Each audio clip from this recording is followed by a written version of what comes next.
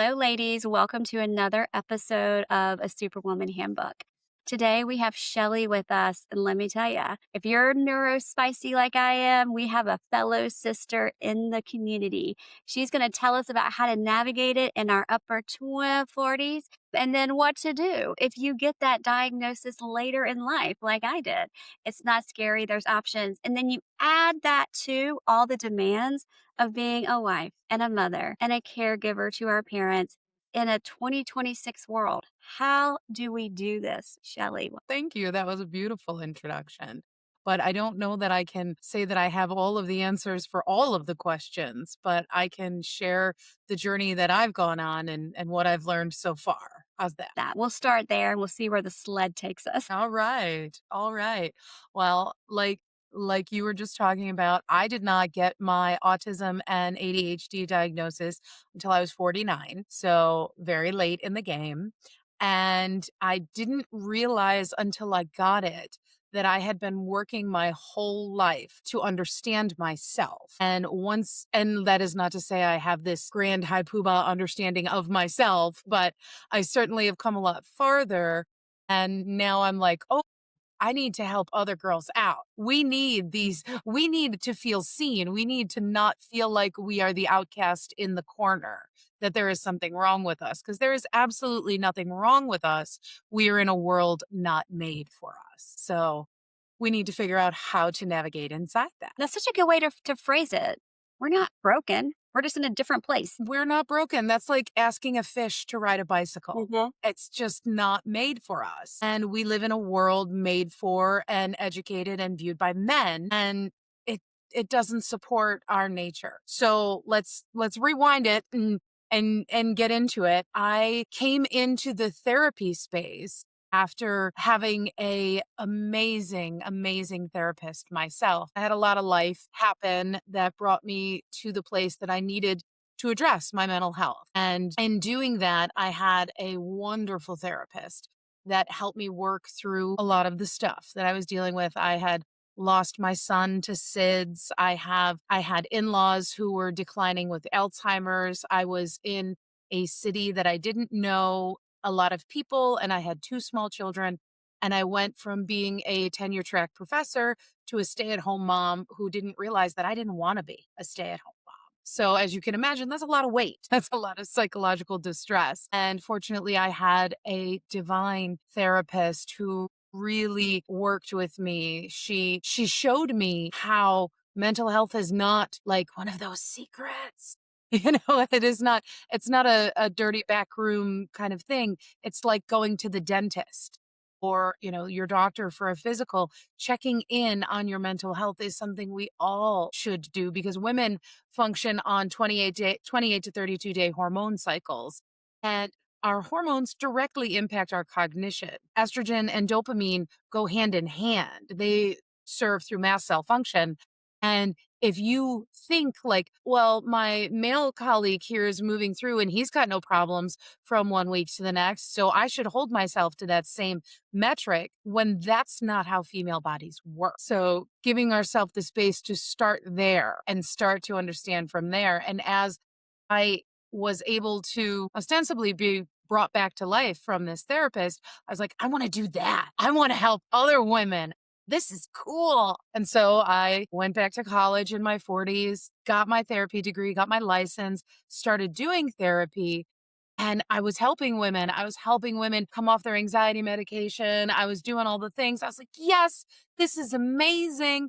And then I started to see this trend of women that I was supporting. And I would bring it up and I'd be like, did you ever think about ADHD? A lot of the things you're saying just sound like nervous system dysregulation.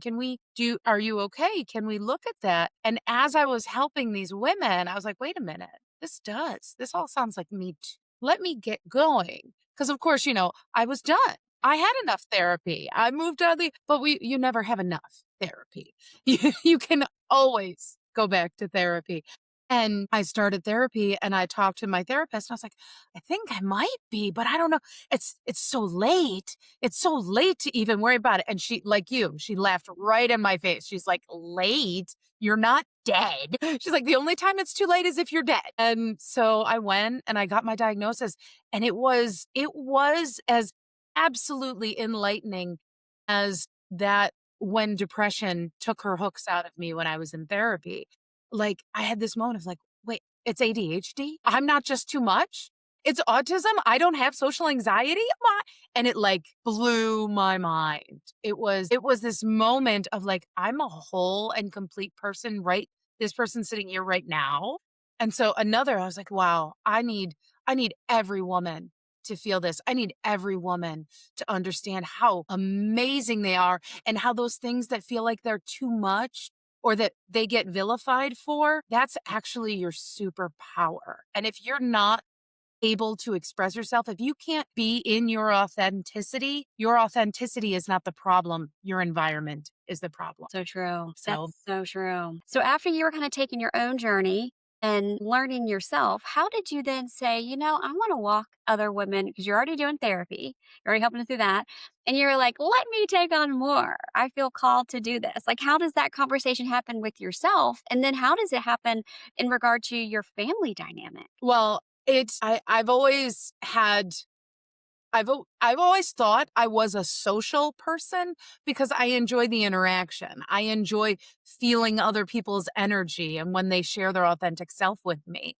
But I was recognizing that I like it when I can empower, when I can lift people up, as opposed to like, when you go, like if you enjoy music concerts and you go to a concert and the band is jamming and they are jamming your song and everyone else is in the song and you are all there together and it's a moment. I love those moments.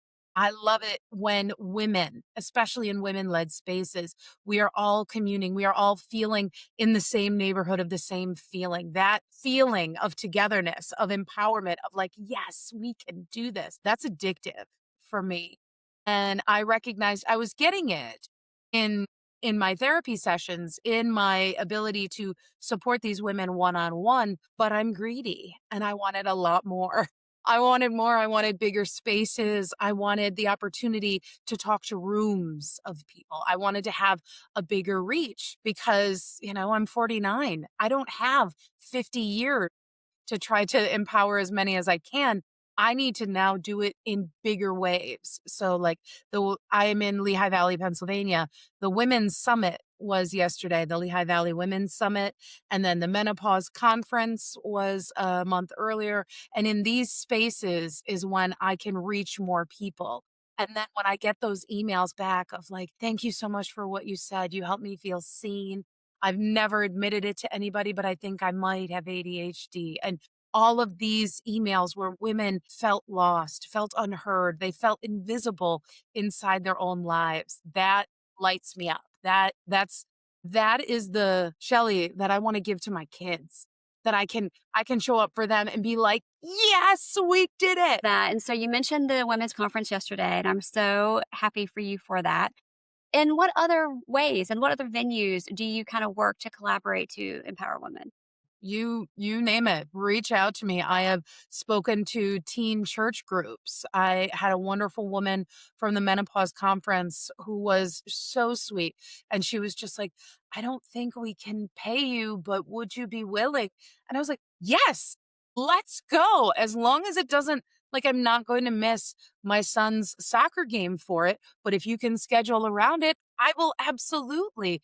The primary motivator for me is not the money piece, it is the support piece. It is the can I help? And as long as I can help without it costing my family money or karmic money in terms of the time with their mother, I'm in. I am ready. I'm actually working with another private practice provider to create a women's retreat day where we're going to mix east and west. We've got psychoeducation, peer reviewed research base. We've got Reiki, chakra and henna Yeah, love and it. all of the fun things intermixed together because Every woman, wherever you are, deserves to be seen and have opportunities for themselves. And to be seen as the whole woman. As we've had these conversations this season, um, I used to make like lists or kind of I would outline what I thought we were going to talk about on the podcast.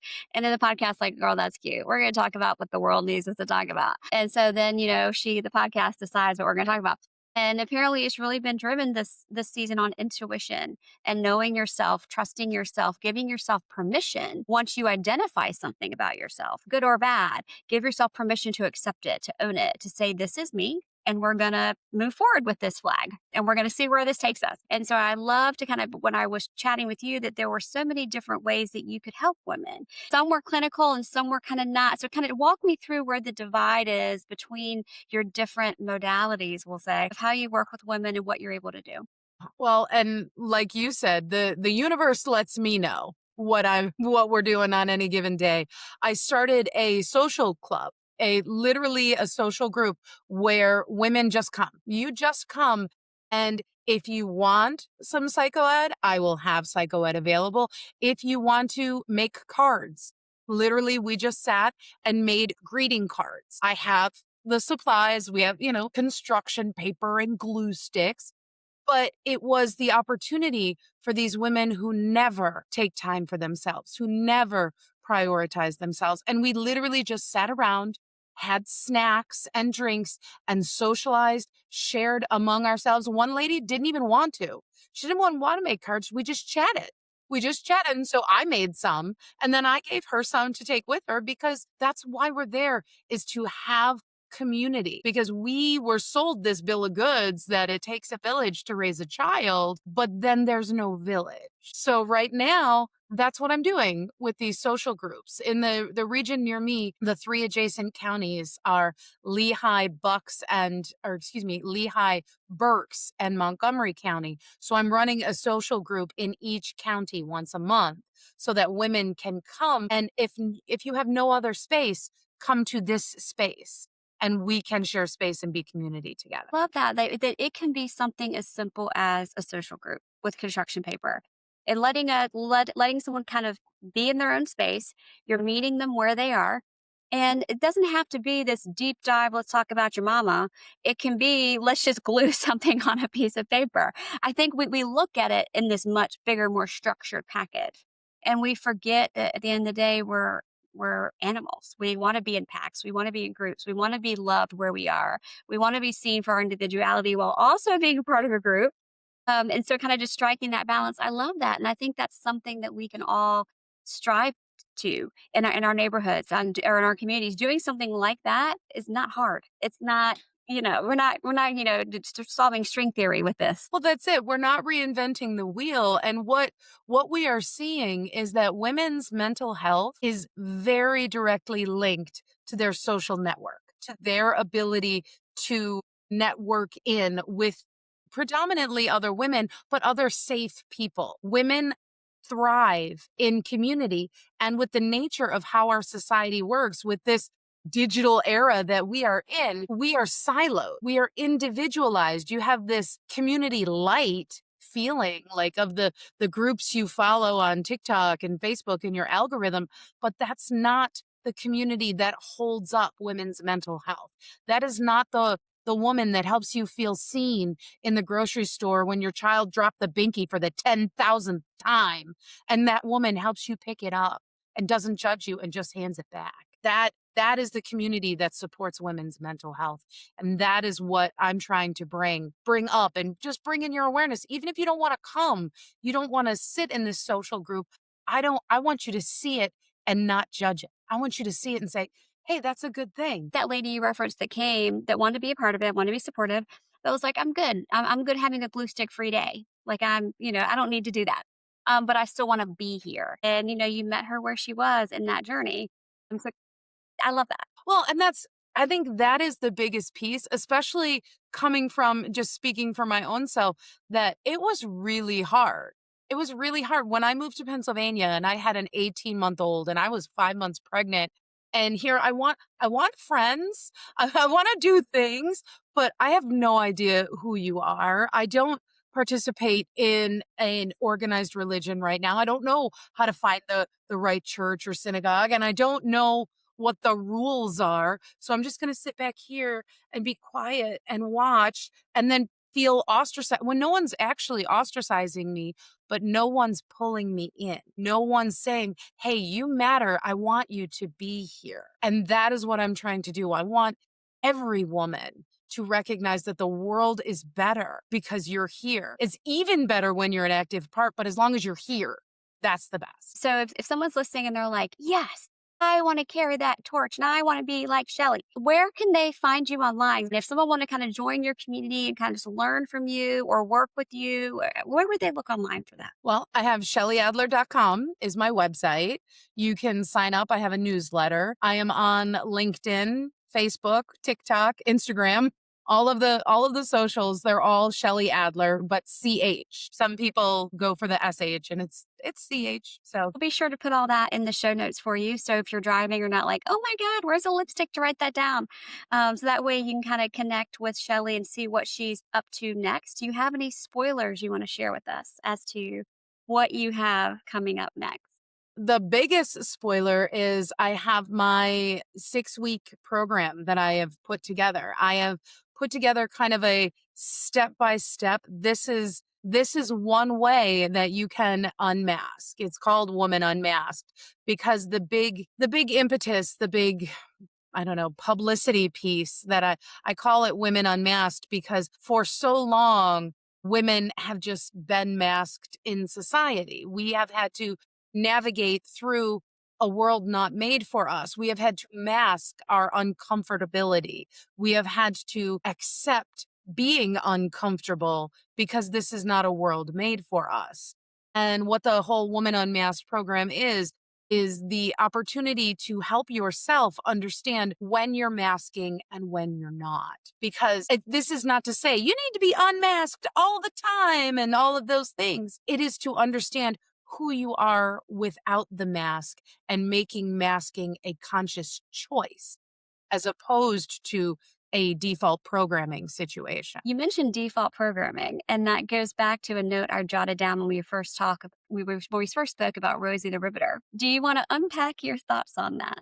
I thank you for that. That was a good that was a good memory. I was very full of verve and vigor the one day because Donna Reed for me is emblematic of this very conflicting idea of female identity. And Donna Reed, for those people that don't know, the Donna Reed show was a television show that came on the air in 1950 that had Donna Reed and her husband, who was a doctor. And she was the stay at home mom with the perfect pencil skirt and the pearls and the 1.2 children. And she was completely satisfied worrying about dinner for her family and dusting. And that was the sum total of her existence. And the reason why she's emblematic and she causes me to want to ruin my dental work is that in 1950, only 5% of households had televisions.